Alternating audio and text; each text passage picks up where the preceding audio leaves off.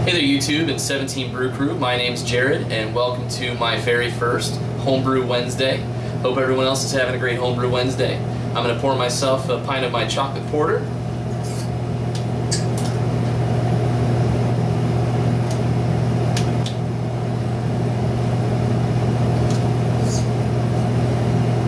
Brewed this with some Ghirardelli cocoa nibs and also some Ghirardelli chocolate that I just melted into the boil. Tastes great. So I decided to start doing some Homebrew Wednesdays based off the fun I've seen on YouTube, just communicating with the whole community there, with everyone doing all kinds of crazy stuff, be it brewing or gadgets, you know, all sorts of stuff that runs the gamut for homebrewing, and I think that's a lot of fun. I go by the title Heavy Riff Beer, and as some of you know, that's because I am opening my own brewery. Heavy Riff Brewing Company here in St. Louis, Missouri. We're set to open up at the very end of September or 1st of October. I am the co-founder and head brewer. My brother is the co-founder and head of operations. And we hope to keep everyone who's interested up to date with what we have going on right now with that as well. But for most of the videos you'll see me doing, or at least myself alone, we'll be concentrating on homebrewing. I started homebrewing about 7 years ago, and I worked my way up, never had formal brewing education, got my break at a local festival where a brewer had some of my beers and then offered me a job cleaning some kegs, and from there I worked at his brewery and built myself up to working in another 3 or 4 local breweries, as well as doing some bottling internships at another. So that brings you guys kind of up to date with a brief history of who I am. If you have any more questions on that, you can obviously ask me and I can do another video on that. I do the Intro to All Grain as well as the Intro to Brewing courses at St. Louis Wine and Beer Making, which is our local homebrewing shop. And so I'm used to teaching. I may not be the best teacher in the world, but hopefully some folks will get some things out of these videos and we'll all start brewing better beer together. I had some questions that came from the 17 Brew Crew forum in the form of some private messages about this water filter setup that I have, that I had talked to some guys about during a live cast, one of Craig's casts a couple weeks ago. And so instead of doing a forum post about it and taking a bunch of pictures and drawing arrows and things like that, trying to explain sort of how it works, I figured I would just grab the camera, do my first Homebrew Wednesday, show you guys how my water filter setup is, have a beer, and say hello. So now that I've said hello, given a brief history, had a sip of beer, let's have one more.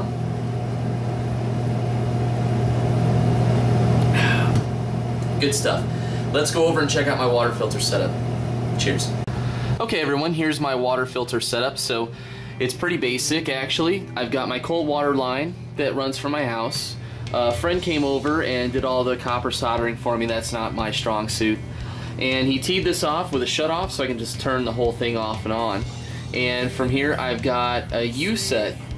And off of this U, you can see that I've got a shutoff here, water filter here, a shutoff here, and I've got one more shutoff down there.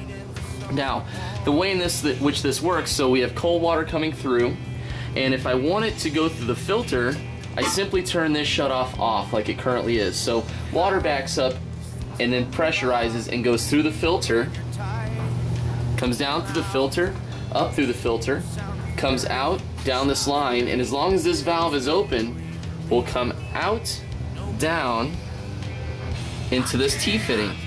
And this T-fitting has 2 ways you can go. If you go down and this valve is closed, it'll stop and pop through the instant water heater here. This is a cheap instant water heater. It does about 20 or 25 degrees over ambient. I actually received it free from the friend who did all the copper soldering for me. It'll do 20 to 25 degrees over ambient, so you're still going to have to heat up your mash and sparge water, but it is nice in that you will save a little bit of propane over time. So it comes up, does all of its magic down there, heats up, comes down, back up and around, and then comes out through a spigot that's outside. Now, if this valve is closed, what'll happen if I open this valve is the water will stop after the filter. It will not refilter through, it'll fill up and stop, and then this valve will allow the water to come through this unfiltered line and come straight up and out. So I'll have unfiltered cold water that comes out.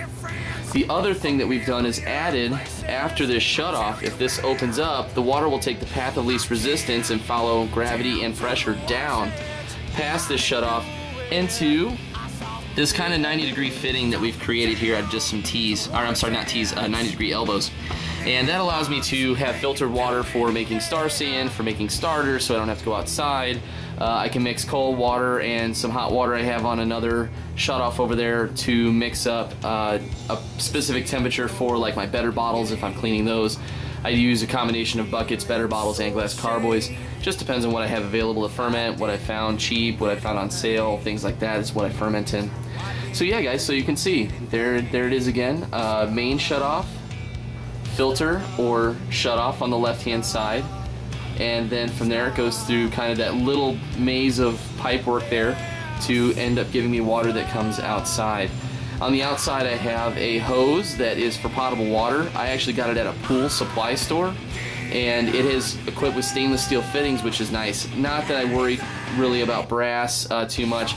And a matter of fact, I actually took these shutoffs and I did passivate them according to John Palmer's book.